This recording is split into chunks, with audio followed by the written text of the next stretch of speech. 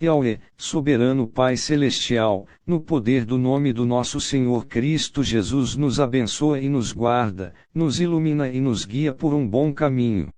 Aleluia, amém. Estudo Bíblico, João 18 verso 14. Nova tradução na linguagem de hoje. Introdução: João 18 narra os eventos cruciais que precedem a crucificação de Jesus, começando com a sua traição por Judas no jardim do Getsemane, seguida pela sua prisão e interrogatório inicial. O versículo 14 destaca a motivação política por trás da decisão de entregar Jesus, revelando a lógica cínica de Caifás, o sumo sacerdote.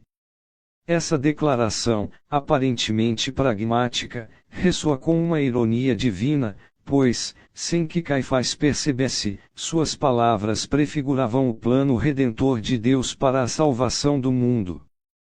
Contexto histórico: no contexto do capítulo 18, a declaração de Caifás se encaixa perfeitamente na atmosfera de medo e conspiração que permeia a liderança religiosa judaica. Temendo uma revolta popular ou uma intervenção romana que ameaçasse seu poder e privilégios, Caifás via em Jesus uma ameaça à ordem estabelecida. A Páscoa se aproximava, uma época de grande fervor religioso e potencial instabilidade. A multidão que aclamou Jesus na entrada em Jerusalém, João 12, era uma memória recente e preocupante.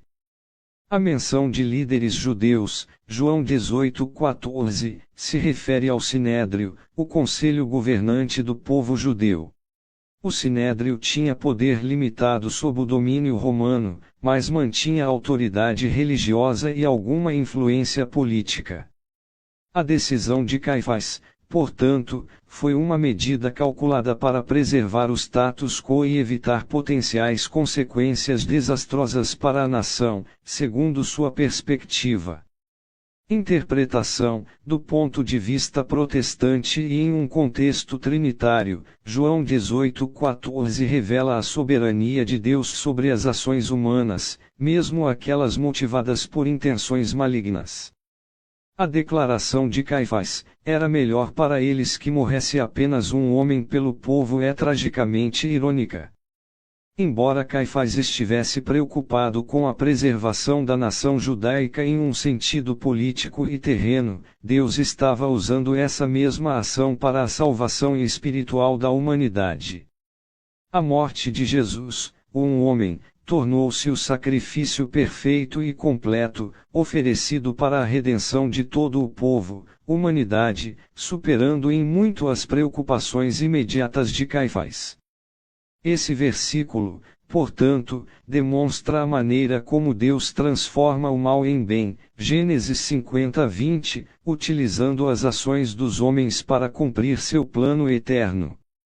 Para os crentes contemporâneos, João 18:14 é um lembrete de que Deus está no controle, mesmo em meio à injustiça e à perseguição. Podemos confiar que Ele pode usar até mesmo as situações mais difíceis para realizar seus propósitos redentores em nossas vidas e no mundo. Veja as referências.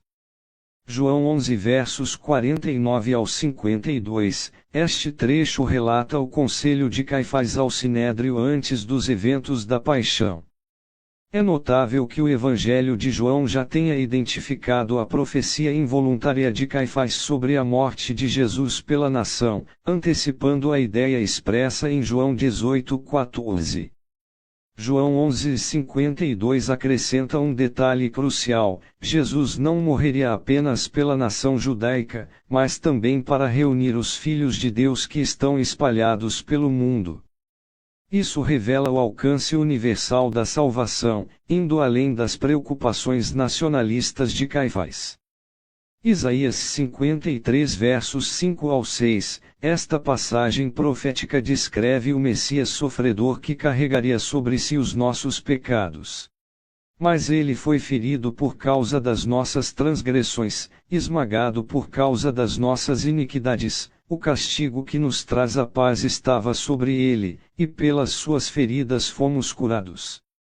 Todos nós, como ovelhas, nos desviamos, cada um de nós se voltou para o seu próprio caminho, e o Senhor fez cair sobre ele a iniquidade de todos nós. Isaías 53 complementa João 18:14 ao revelar o propósito divino por trás do sofrimento de Jesus. A morte de um homem não era simplesmente uma estratégia política, mas o cumprimento da profecia e o ato supremo de amor e sacrifício que nos reconciliou com Deus.